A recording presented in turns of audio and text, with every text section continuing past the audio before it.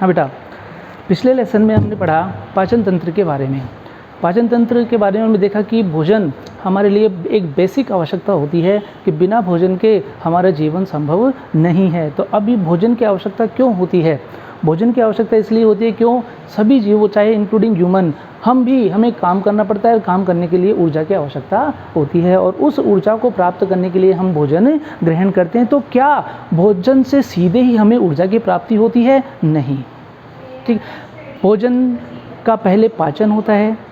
पाचन से जटिल कार्बनिक पदार्थों को सरल कार्बनिक पदार्थों में तोड़ा जाता है। अब आज हम जिस टॉपिक के बारे में बात करेंगे कि उस भोज्य पदार्थ से ऊर्जा की प्राप्ति कैसे होती है, और वो होता है श्वसन के द्वारा। तो आज हमारा जो टॉपिक है वो है श्वसन तंत्र, रेस्पिरेटरी सिस्टम। अब ये श्वसन होता क्या है, किस प्रक्रिया को अपन श्वसन कहते हैं? तो श्वसन वह प्रक्रिया है जिसमें सरल कार्बनिक भोज्य पदार्थों के ऑक्सीकरण के द्वारा अकार्बनिक पदार्थों की प्राप्ति होती है तथा ऊर्जा की उत्पत्ति होती है। और ये जो ऊर्जा है, ये ऊर्जा हमें कार्य करने में सहायता करती है। तो हम देखते हैं कि जैसे इसका एग्जाम्पल है, जैसे ग्लूकोज की अगर अपन बात करते हैं, ग्लूकोज एक सरल कार्बोहाइड्रेट होता है। यदि हम ग्लूकोज का ऑक्सीकरण कराते हैं तो ग्लूकोज के ऑक्सीकरण के द्वारा कार्बन डाइऑक्साइड, जल की प्राप्ति होती है, जो कि अकार्बनिक पदार्थ होते हैं, और ऊर्जा की उत्पत्ति की जाती है। तो ये जो प्रक्रिया होती है, ये समस्त जीवों में श्वसन की प्रक्रिया, चाहे वो एक कोशिकीय जीव हो चाहे बहुकोशिकीय जीव हो, सभी में श्वसन की प्रक्रिया संपन्न की जाती है और इस श्वसन की प्रक्रिया के द्वारा ही ऊर्जा की उत्पत्ति की जाती है। अब हम देखते हैं अलग अलग प्राणियों में, चाहे वो एक कोशिकीय जीव हो चाहे बड़ा हो, उनमें सभी में श्वसन के लिए अलग अलग प्रकार के अंग पाए जाते हैं। तो हम देखते हैं कि कौन से एनिमल में कौन से तरह का श्वसन अंग पाया जाता है। तो सबसे पहले बात करते हैं हम एक कोशिकीय जीवों की। एक कोशिकीय जीव जैसे कि बात करते हैं हम अमीबा। अमीबा एक ऐसा जीव है जो कि एक कोशिकीय जीव कहलाता है। हम उसे एक कोशिका नहीं, एक कोशिकीय जीव कहेंगे। क्यों? क्योंकि इसकी समस्त जैविक प्रक्रियाएं जो होती है वो एक कोशिका के द्वारा संपन्न की जाती है। अब हम देखते हैं कि ये जो एक कोशिकीय जीव जैसे अमीबा होते हैं, ये श्वसन की प्रक्रिया कोशिका झिल्ली के द्वारा करता है। इसका मतलब कोशिका झिल्ली के द्वारा सीधे साधारण विसरण विधि के द्वारा ये वातावरण से ऑक्सीजन को ग्रहण करता है और CO2 को मुक्त करने का कार्य करता है।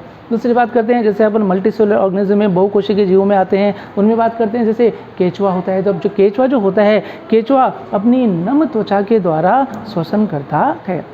दूसरी बात करते हैं अपन कीटों की। जितने भी इंसेक्टा ऑर्थोपोडा वर्ग के प्राणी होते हैं वो सभी कौन कौन से श्वसन अंगों से श्वसन करते हैं। यहाँ हम देखते हैं कि कीटों में ट्रेकियल तंत्र पाया जाता है, कुछ में बुक गिल्स होते हैं, कुछ में बुक लंग्स होते हैं, जिनकी सहायता से ये श्वसन की प्रक्रिया संपन्न करता है।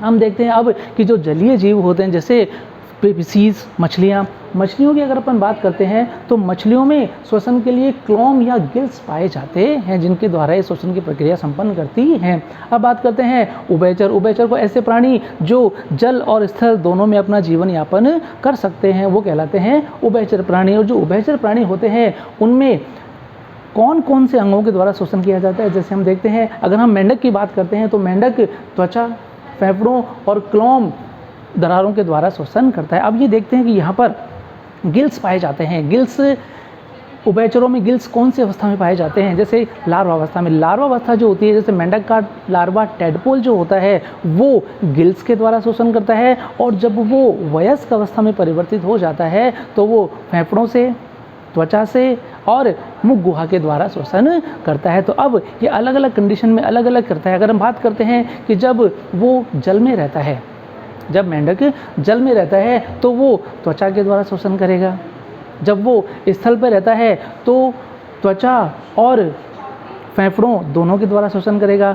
जब वो हाइबरनेशन और एस्टिवेशन मतलब शीत निष्क्रियता और ग्रीष्म निष्क्रियता की कंडीशन में होता है, तब वह केवल त्वचा के द्वारा ही श्वसन करता है। तो इसका मतलब हम ये कह सकते हैं कि मेंढक एक ऐसा प्राणी होता है जो त्वचा के द्वारा हर वातावरण में या हर तरह के हैबिटेट में, चाहे जल में हो, स्थल में हो, चाहे हाइबरनेशन में हो, चाहे एस्टिवेशन में हो, सभी में जो है वो त्वचा के द्वारा श्वसन तो करता ही है। अब बात करते हैं अपन उच्च प्राणियों की। उच्च प्राणियों जैसे बात करें रेप्टाइल्स, पक्षियों में, और स्तनधारी जो जिसमें कि मानव भी सम्मिलित किया गया है, वो सभी ये सभी जो प्राणी होते हैं इन सभी में फेफड़ों के द्वारा श्वसन किया जाता है। मतलब इनमें फेफड़े पाए जाते हैं। फेफड़े जो होते हैं ये वैस्कुलर या संवहनशील अंग होते हैं जिनके द्वारा श्वसन की क्रिया संपन्न की जाती है। अब हम देखेंगे कि ये जो श्वसन की क्रिया होती है, जैसे हम बात करेंगे कि ये जो श्वसन की क्रिया ये कितने पदों में पूरी होती है। जैसे नॉर्मली हम ये देखते हैं कि श्वसन क्या होता है, कि श्वसन हम देखते हैं कि सांस का लेना, मतलब वायु को अंदर ग्रहण करना और बाहर निकालना श्वसन कहलाता है। नहीं, ये श्वसन नहीं होता है, ये एक ब्रीदिंग होती है, एक श्वसन का एक पद होता है। तो हम सबसे पहले बात करते हैं कि ये श्वसन कितने पदों में पूर्ण होता है। श्वसन की प्रक्रिया मतलब जो ऊर्जा मिलती है वो कितने पदों में पूरी होती है। तो सबसे पहले बात करते हैं कि पहला पद इसका होता है ब्रीदिंग या संवातन। ब्रीदिंग या संवातन। अब बेटा संवातन क्या चीज़ होती है? संवातन गैसों का, इसमें हम गैसों का शब्द का उपयोग नहीं करेंगे, हम करेंगे वायु शब्द का उपयोग। कई बार हम यहाँ पर गैसों को ग्रहण करना नहीं, हम वायु शब्द का उपयोग करेंगे कि वायु को फेफड़ों में ग्रहण करना और बाहर निष्कासित करने की जो प्रक्रिया होती है उस प्रक्रिया को अपन कहते हैं ब्रीदिंग या संवातन। अब हम यहाँ देखते हैं कि जो संवातन की प्रक्रिया है ये दो प्रकार की होती है, एक अंतः श्वसन और दूसरा बाह्य श्वसन। अंतः श्वसन, अब ये अंतः श्वसन क्या होता है कि वायु को वायुमंडल से फेफड़ों में ग्रहण करने की प्रक्रिया को हम अंतः श्वसन कहते हैं। और इसी प्रकार इसका जो विपरीत होता है कि फेफड़ों की वायु को पुनः वातावरण में मुक्त कर देने की प्रक्रिया को अपन बाह्य श्वसन या एक्सपायरेशन कहते हैं। तो पहला पद हो गया ब्रीदिंग या संवातन, जिसमें वायु को ग्रहण किया जाता है और बाहर निकाला जाता है। तो अब हम देखते हैं दूसरा पद कि ये वायु जब अंदर गई, फेफड़ों के अंदर गई, तो अब इसकी क्या प्रक्रिया होती है? वहाँ पे होता है गैसीय विनिमय। दूसरा पद होता है गैसीय विनिमय। गैसीय विनिमय का मतलब होता है गैसों का स्थानांतरण, गैसों का स्थानांतरण। और ये जो गैसों का स्थानांतरण होता है ये हमारे शरीर में दो जगह पे होता है। नंबर एक कोशिकाओं और अशुद्ध रक्त के बीच में, और शुद्ध रक्त और ऊतकों के बीच में।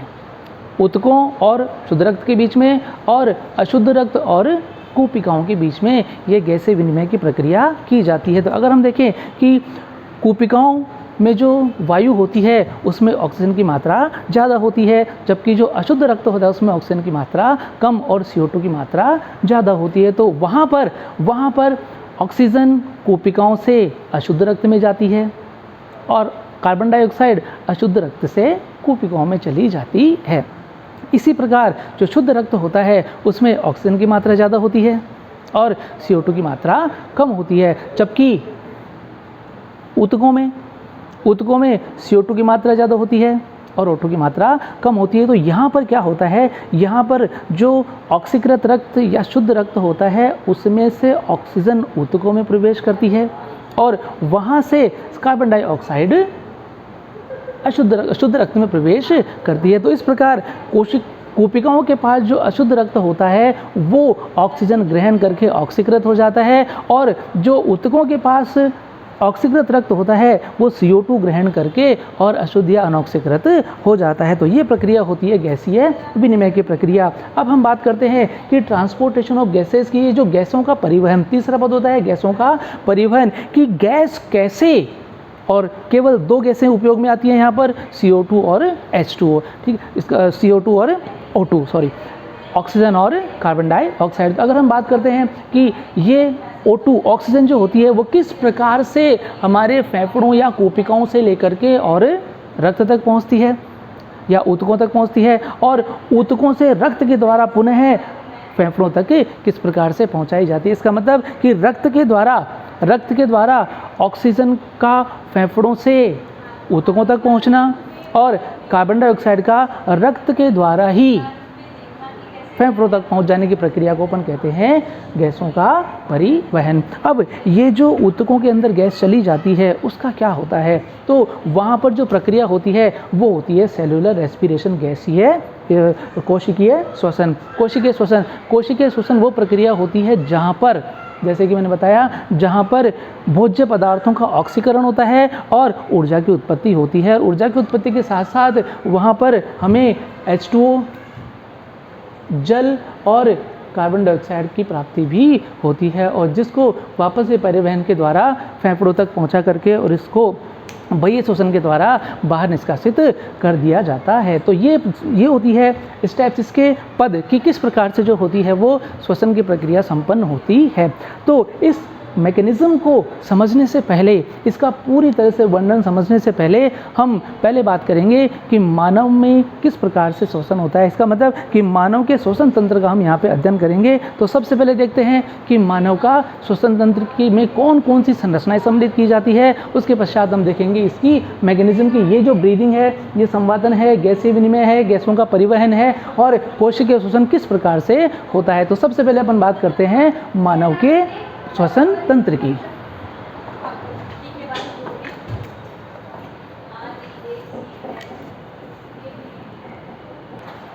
हाँ बेटा, अब अपन देख रहे हैं मानव का श्वसन तंत्र। यहाँ पे जो दिखाया हुआ है, देखिए यहाँ पे अगर हम देखते हैं कि मानव का जो श्वसन तंत्र है वो नाक से प्रारंभ होता है, नाक से शुरू होता है और यहाँ पर एल्वियोलाई या फेफड़ों पर आकर के खत्म हो जाता है। और ये जो फेफड़े होते हैं ये मानव के प्रमुख श्वसन अंग कहलाते हैं। तो अब हम देखें कि हर एक मानव में कौन कौन से श्वसन अंग पाए जाते हैं, मानव के श्वसन तंत्र में कौन कौन से अंग पाए जाते हैं। तो यहाँ देखते हैं, सबसे पहले बात करते हैं अपन नोज़ या नाक की। नाक की अगर अपन बात करते हैं तो नोज़ जो होती है, अब यहाँ पे देखिए कि नाक में आगे और पीछे, आगे की तरफ या मतलब बाहर की तरफ जो होते हैं 2 बाहरी नासा छिद्र पाए जाते हैं और 2 आंतरिक नासा छिद्र पाए जाते हैं। अब अगर हम देखते हैं कि यहाँ पर कि जो बाह्य नासा छिद्र होते हैं वो अंदर की तरफ एक गुहा में खुलते हैं, एक कक्ष में खुलते हैं, उसे हम कहते हैं नासा कक्ष।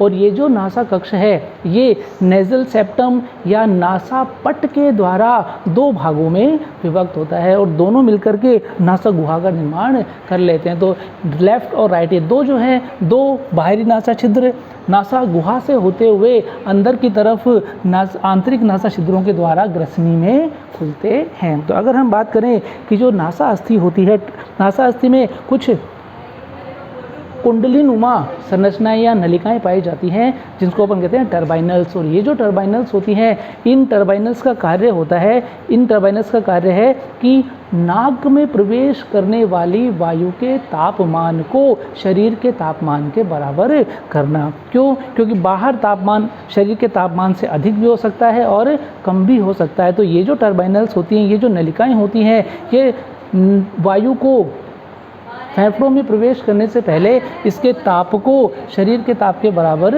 कर देती हैं। तो अगर हम आगे बात करते हैं यहाँ पर कि अब ये है नासा गुहा, ये जो आंतरिक नासा छिद्र होते हैं, ये आंतरिक नासा छिद्र आगे जाकर के खुलते हैं ग्रसनी में। कि जैसा कि हमने पहले भी बता चुके हैं हम कि ग्रसनी जो होती है ये श्वसन तंत्र और पाचन तंत्र दोनों का सम्मिलित भाग होता है, मतलब एक कॉमन रास्ता होता है। मतलब यहाँ से भोजन भी प्रवेश करता है और यहाँ से वायु भी प्रवेश करती है। तो देखते हैं हम कि ये जो जैसे बताया था कि तालु जो होता है ये इस ग्रसनी को 2 भागों में बांटता है। ऊपरी भाग जो होता है उसको हम कहते हैं नासा ग्रसनी, जहाँ से वायु प्रवेश करती है, और निचला भाग जो होता है जिसे अपन कहते हैं मुख ग्रसनी, और इस मुख ग्रसनी के द्वारा भोजन प्रवेश करता है। जैसा कि हमें पता है कि जो ग्रसनी के पश्च भाग में 2 छिद्र पाए जाते हैं। एक जो आगे का छिद्र होता है वो होता है श्वासनाल का छिद्र, जो पीछे का होता है वो ग्रासनाल का छिद्र होता है। तो जो श्वासनाल का छिद्र होता है उसको अपन कहते हैं ग्लोटिस, श्वासनाल के छिद्र को अपन कहेंगे ग्लोटिस। और ईसोफेगस या ग्रसिका या ग्रासनाल के छिद्र को अपन कहते हैं गलट। और इन दोनों के मध्य में कार्टिलेज या उपास्थि से निर्मित एक ढक्कन पाया जाता है, इसको अपन कहते हैं एपिग्लोटिस। ये जो एपिग्लोटिस है ये मोस्ट ऑफ द टाइम ये जो है वो ग्रसिका या ग्रासनाल या भोजन नली के ऊपर रहता है। और निगलन की क्रिया के दौरान, जैसे अपन निगलन की क्रिया करते हैं, उस निगलन की क्रिया के दौरान ये जो एपिग्लोटिस है ये ट्रेकिया को ढक लेता है, जिससे कि भोजन श्वासनाल में प्रवेश नहीं कर पाए। तो यहाँ पर पहला भाग हो गया नाक, दूसरा हो गया ग्रसनी। अब तीसरे भाग की अगर अपन बात करते हैं तो तीसरा भाग होता है श्वासनाल या ट्रेकिया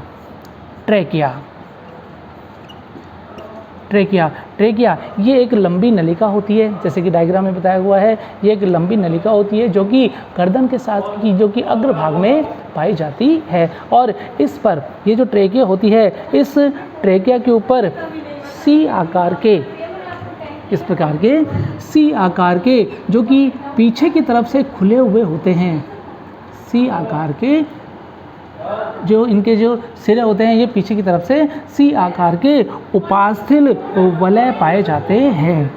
इस ट्रेकिया के ऊपर सी आकार के उपास्थि वलय पाए जाते हैं जो पीछे की तरफ भी हम ये कह सकते हैं कि पृष्ठ सतह पर खुले हुए होते हैं। अब इनका पाए जाने का क्या कारण होता है? इनकी उपस्थिति का कारण ये है कि श्वसन की क्रिया के दौरान ये इस श्वास नाल को पिचकने से रोकती है, मतलब कोलैप्स होने से रोकती है। ये श्वास नाल को पिचकने नहीं देती है, तो उसके लिए इसके ऊपर उपास्थि वलय, उपास्थि से निर्मित वलय पाए जाते हैं। तो और ये जो वलय होते हैं ये केवल श्वास नाल के ऊपर ही नहीं, ये प्राथमिक, द्वितीयक व तृतीयक श्वसनियों के ऊपर भी पाए जाते हैं। तो अगर हम बात करते हैं आगे प्राथमिक, द्वितीयक व तृतीयक श्वसनी, तो अब देखते हैं यहाँ पर ये जो दिखाया हुआ है जैसे यहाँ पर कि ये ट्रेकिया, ये श्वासनाल जो है ये आगे जाकर के दो शाखाओं में विभक्त होती है। यहाँ पे जैसे दिखाई दे रहा है कि ये जो ट्रेकिया है ये दो शाखाओं के अंदर विभक्त हो रही है, और ये जो शाखा विभक्त होती है ये होती है 5वें नंबर की वक्षीय कशेरुका के सामने से, मतलब इसके जस्ट पीछे जो होती है ये 5th थोरेसिक वर्टिब्री या फिर 5वें नंबर की वक्षीय कशेरुका पाई जाती है। मतलब ये कह सकते हैं कि ट्रेकिया 5th थोरेसिक वर्टिब्री या 5वीं वक्षीय कशेरुका के सामने दो शाखाओं में विभक्त हो जाती है, और दोनों शाखाओं में विभक्त होकर के अपनी अपनी तरफ के फेफड़ों में प्रवेश कर जाती है। मतलब कि जो दाईं शाखा होती है वो दाएं फेफड़े में प्रवेश कर जाती है, और बाईं शाखा होती है वो बाईं फेफड़े में प्रवेश कर जाती है। ये जो शाखाएं होती हैं इन शाखाओं को अपन कहते हैं प्राथमिक श्वसनी। मतलब कि ट्रेकिया या श्वासनाल 5वीं वक्षीय कशेरुका के सामने से विभाजित दो भाग शाखाओं में विभाजित हो जाती है, और इन शाखाओं को हम प्राथमिक श्वसनी कहते हैं। और ये जो प्राथमिक श्वसनियाँ होती है ये प्राथमिक श्वसनियाँ अपनी अपनी तरफ के फेफड़ों में प्रवेश कर जाती है।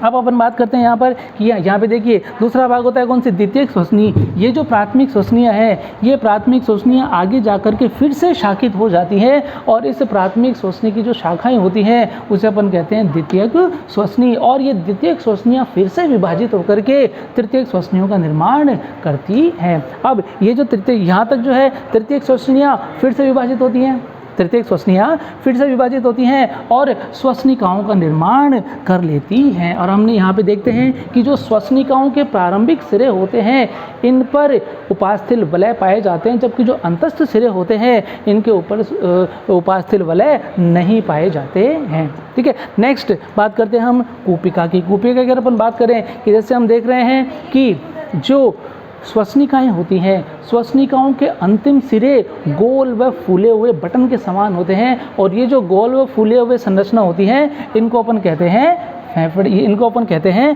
कूपिकाएँ, एल्वियोलाई। बात समझ में आ रही ना कि ये जो श्वसनिकाओं के अंतिम सिरे गोल व फूले हुए होते हैं और इन सिरों को या गोल संरचनाओं को हम कहते हैं एल्वियोलाई या कूपिका। और ये जो एल्वियोलाई या कूपिकाएँ होती हैं ये श्वसन तंत्र की इकाई कहलाती हैं या श्वसन की इकाई कहलाती हैं, क्योंकि यहाँ पर जो होता है ये प्रथम गैसीय विनिमय की प्रक्रिया यहीं पर संपन्न होती है। तो कूपिकाएँ जो होती हैं वो श्वसन तंत्र की संरचनात्मक और क्रियात्मक इकाई कहलाती हैं। ये बात कर लें हमने कहाँ तक कि कूपिकाओं की। तो यहाँ से हम देखते हैं कि फिर से एक बार हम देखते हैं कि इसमें कौन कौन सी संरचनाएं पाई जाती हैं। सबसे पहले बात करते हैं कौन सी? नाक, फिर ग्रसनी, श्वासनाल, प्राथमिक, द्वितीयक, तृतीयक श्वसनियाँ, श्वसनिकाएँ और कूपिकाएँ। यहाँ पर हम एक चीज़ और देखते हैं कि जो हमारे यहाँ पर उसके ऊपर की ओर जो है, कहाँ पर देखते हैं ऊपर, यहाँ पर इस ग्रसनी के ऊपरी भाग पर या एपिग्लोटिस के पास में एक बक्से के समान संरचना पाई जाती है, बॉक्स के समान संरचना पाई जाती है, और इस बॉक्स के समान संरचना को अपन कहते हैं लैरिंक्स या कंठ। ठीक है, लैरिंक्स जो होता है इसे अपन ध्वनि उत्पादक यंत्र भी कहते हैं। क्यों? क्योंकि हमारी जो आवाज़ उत्पन्न होती है वो इसी लैरिंक्स या कंठ के द्वारा की जाती है। ये जो कंठ होता है ये उपास्थियों से निर्मित होता है और इसका निर्माण 9 उपास्थियों के द्वारा होता है। इसका निर्माण 9 उपास्थियों के द्वारा होता है और इन 9 उपास्थियों में 3 उपास्थियाँ तो जोड़ीदार होती हैं और 3 होती हैं सिंगल, मतलब 3 उपास्थियाँ जोड़ी में होती हैं और 3 उपास्थियाँ एकल होती हैं। इनमें सबसे बड़ी जो उपास्थि होती है वो होती है थायराइड उपास्थि। कंठ की जो सबसे बड़ी उपास्थि है वो होती है थायराइड उपास्थि। और ये जो थायराइड उपास्थि है ये नर में, मादा की बात नहीं हो रही है, यहाँ पे नर की बात कर रहे हैं कि ये जो थायराइड उपास्थि है ये फूल करके एक संरचना का निर्माण करती है। इस संरचना को अपन कहते हैं एडम्स एप्पल। ये जो संरचना है जो यहाँ पे गले के नीचे एक जो उभार सा पाया जाता है, इस उभार को अपन कहते हैं एडम्स एप्पल। और ये जो होता है ये लैरिंक्स या कंठ की थायराइड उपास्थि का फूला हुआ भाग होता है जो कि नर में ज़्यादा विकसित होता है। ये नर का द्वितीयक लैंगिक लक्षण भी कहलाता है। तो अगर हम आगे बात करते हैं तो यहाँ पर देखिए, यहाँ पे हमने बात कर ली कूपिकाओं की। अब बात करते हैं हम लंग्स की।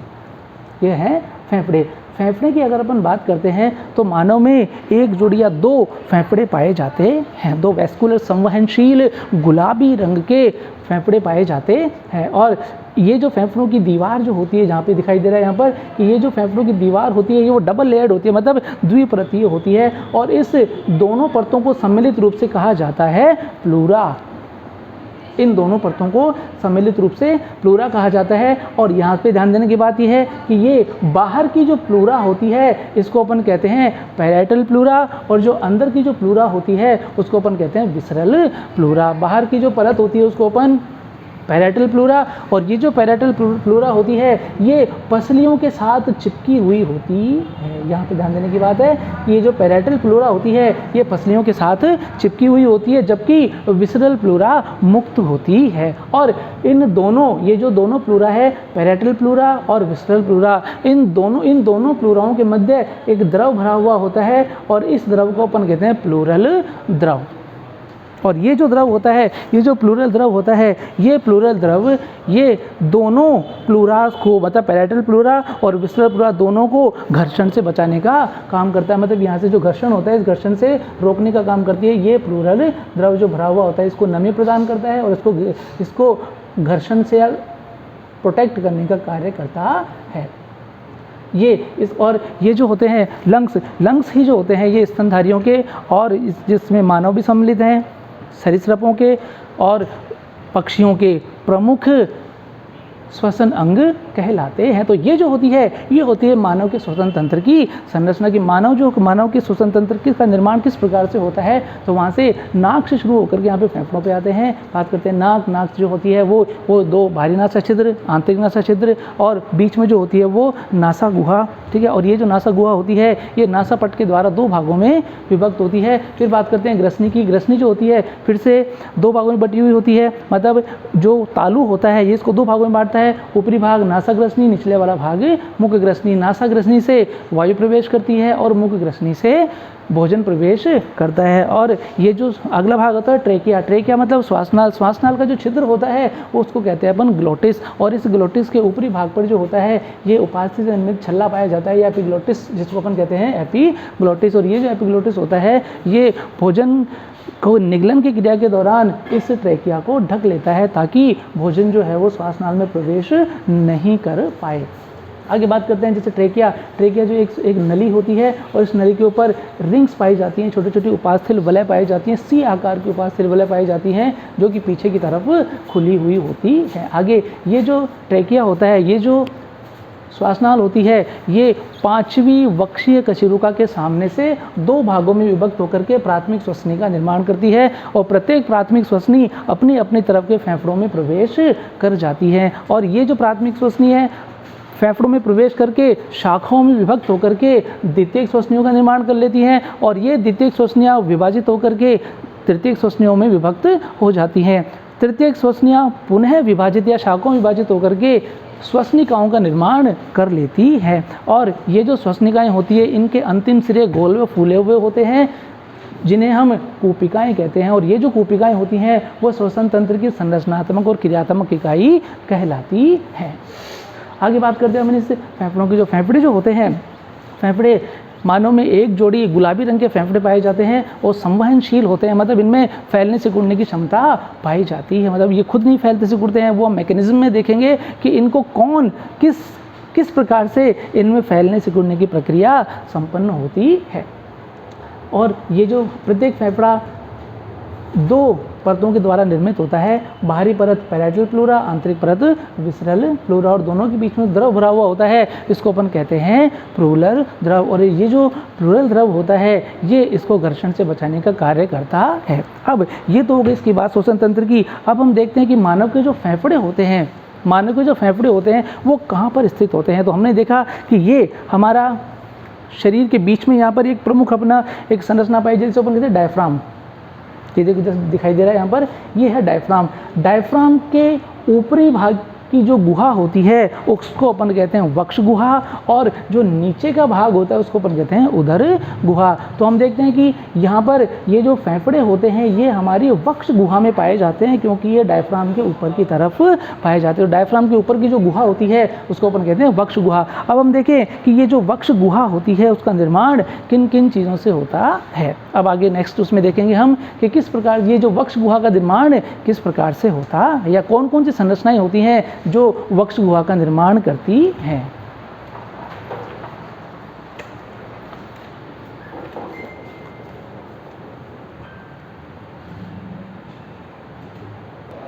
हाँ बेटा, जैसे कि देख रहे थे हमें वक्ष गुहा के बारे में पढ़ना है कि वक्ष गुहा का निर्माण कौन कौन सी संरचना के द्वारा होता है। तो देखते हैं वक्ष गुहा जो होती है अग्रभाग में, अग्रभाग हमारा ये है, अग्रभाग में क्लेविकल अस्थि के द्वारा घिरा हुआ होता है जिसे अपन कॉलर बोन कहते हैं। दूसरा पश्च भाग जो होता है ये हमारा पश्च भाग कहलाएगा। तो पश्च भाग में डायफ्राम पाया जाता है। वक्ष गुहा के अग्रभाग में क्लेविकल अस्थि, पश्च भाग में डायफ्राम, पृष्ठ भाग में, पृष्ठ ऊपरी जो भाग पृष्ठ भाग में कशेरुकदंड, और अधर भाग में स्टर्नम, ये जो छाती की अस्थि होती है वो पाई जाती है, और पार्श्व में पसलियाँ पाई जाती हैं। इसका मतलब कि जो वक्ष गुहा का निर्माण क्लेविकल, डायफ्राम, कशेरुकदंड, स्टर्नम और पसलियों के द्वारा होता है। अब हम यहाँ देखते हैं कि ये जो पसलियाँ होती हैं, हमारी जो पसलियाँ होती हैं, इन पसलियों में 2 प्रकार की पेशियाँ पाई जाती हैं, और उन पेशियों को हम कहते हैं बाह्य अंतरापश्चुक पेशियाँ और आंतरिक अंतरापश्चुक पेशियाँ, और दोनों को सम्मिलित रूप से अंतरापश्चुक पेशियाँ कहा जाता है। तो अंतरापश्चुक पेशियाँ जो होती हैं, मतलब जो ICM इंटरकोस्टल मसल्स जो होती हैं वो 2 टाइप की होती हैं, बाहरी या बाह्य अंतरापश्चुक पेशियाँ EICM एक्सटर्नल इंटरकोस्टल मसल, और आंतरिक अंतरापश्चुक पेशियाँ IICM इंटरनल इंटरकोस्टल मसल्स। और ये जो पेशियाँ होती हैं इन पेशियों का प्रमुख कार्य होता है संवातन का, संवातन की क्रिया में सहायक होना। कि जब हम सामान्य श्वसन करते हैं, जब हम सामान्य श्वसन करते हैं या सामान्य संवातन करते हैं, इसमें बाह्य अंतरापश्चुक पेशियाँ काम में आती हैं, और जब हम बलपूर्वक श्वसन करते हैं तो उस परिस्थिति में बाह्य अंतरापश्चुक पेशियाँ, आंतरिक अंतरापश्चुक पेशियाँ और डायफ्राम की पेशियाँ ये भाग लेती हैं। तो इस चैप्टर में हमने यहाँ पे देखे, इस टॉपिक में देखा हमने किस तरह से जो है वो मानव की श्वसन तंत्र की संरचना होती है और इसमें कौन कौन से भाग पाए जाते हैं। नेक्स्ट हम आगे देखेंगे कि श्वसन की क्रियाविधि, श्वसन किस प्रकार से होता है, श्वसन की क्रिया कैसे संपन्न होती है, मैकेनिज्म ऑफ रेस्पायरेशन। हाँ सर, कर दो।